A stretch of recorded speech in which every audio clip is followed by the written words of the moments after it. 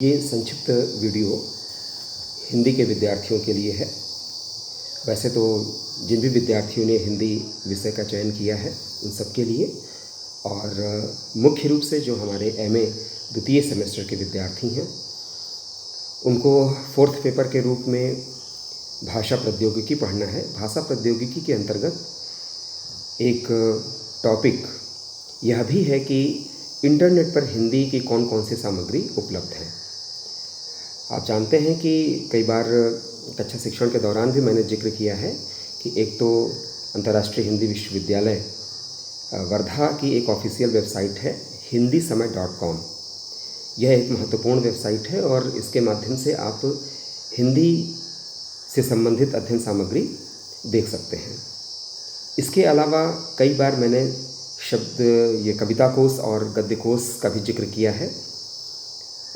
ये ऐसी पोर्टल हैं जिनके माध्यम से आप हिंदी कविता, हिंदी गद्य या फिर hindisummer.com पर जाकर आलोचना संबंधी अध्ययन सामग्री आप देख सकते हैं।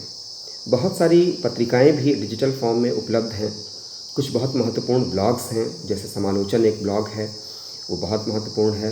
पहली बार करके एक ब्लॉग है, उसमें भी समय समय पर बहुत महत्वपूर्ण लेख, कहानियाँ, कविताएं कुछ प्रकाशित होती रहती हैं, आलोचनात्मक निबंध, तो उन्हें भी पढ़ा जा सकता है। बहुत सी पत्रिकाएं हैं हिंदी में जो प्रिंट फॉर्म में उपलब्ध तो हैं ही, लेकिन उनका डिजिटल फॉर्म भी उपलब्ध हो जाता है।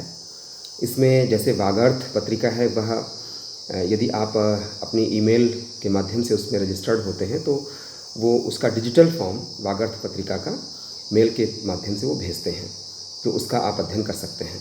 इसके अलावा कई महत्वपूर्ण पत्रिकाएं जो लीडिंग पत्रिकाएं हैं हिंदी की, जैसे इसमें अभिनव कदम, अनुभय साचा है, अपनी माटी है, जनकृति एक बहुत महत्वपूर्ण पत्रिका है, बनास जन है, पुस्तक वार्ता, पाखी, हंस, आलोचना, बहुत ये जो हिंदी की प्रख्यात पत्रिकाएं हैं ये सब भी ई फॉर्म में या डिजिटल फॉर्म में उपलब्ध हैं और बहुत आसानी से आप इन्हें पढ़ सकते हैं। आप इनकी सदस्यता ले सकते हैं। प्रिंट फॉर्म में तो ये पत्रिकाएं उपलब्ध हैं ही, और ई फॉर्म में या डिजिटल फॉर्म में भी ये पत्रिकाएं उपलब्ध हैं।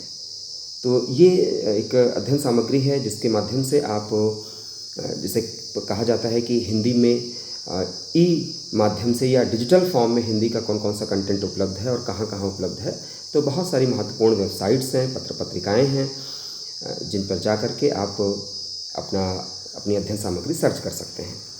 इसके अलावा आप जानते हैं कि इग्नू है, इग्नू की सामग्री भी जो कि प्रिंट फॉर्म में उपलब्ध होती है, साथ साथ डिजिटल फॉर्म में भी इग्नू की सामग्री इग्नू की ऑफिशियल वेबसाइट पर उपलब्ध हो जाती है, तो उसका भी आप उपयोग कर सकते हैं। ई पाठशाला है, इसके माध्यम से भी आप अपने इस कंटेंट को सर्च कर सकते हैं। इसके अलावा एक प्रश्न और बनता है, देवनागरी लिपि संबंधी जो अध्याय है उसमें आप देवनागरी लिपि की जो प्रमुख विशेषताएं हैं, ऐसा कहा जाता है कि देवनागरी लिपि एक वैज्ञानिक लिपि है।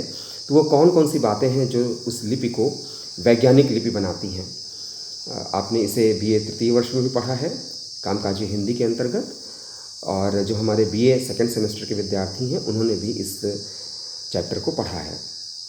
इसके अलावा एक बहुत बेसिक सा सवाल उठता है कि भाषा की परिभाषा क्या है और हमारे जीवन में इसका उपयोग क्या है।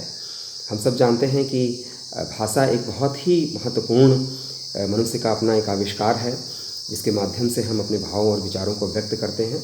यह एक बहुत बेसिक सा चैप्टर है जिसके बारे में आपने कई बार पढ़ा है। उसमें भाषा की परिभाषा और हमारे जीवन में भाषा का जो उपयोग है, हम अपने भाव और विचारों को भाषा के माध्यम से ही व्यक्त करते हैं, तो ये सारी चीज़ें आप उसमें पढ़ सकते हैं। इसके अलावा भाषा और प्रौद्योगिकी भी एक बहुत महत्वपूर्ण विषय है। आप जानते हैं कि टेक्नोलॉजी ने जीवन को बहुत सारे क्षेत्रों में एक सुगमता प्रदान की है। भाषा में प्रौद्योगिकी या टेक्नोलॉजी का क्या महत्व है और कैसे प्रौद्योगिकी भाषा के स्वरूप को बदलती है, इन सारी चीज़ों को आप इस चैप्टर के अंतर्गत पढ़ेंगे। तो ये एक महत्वपूर्ण चैप्टर है जिसको जो है देखा जाना चाहिए।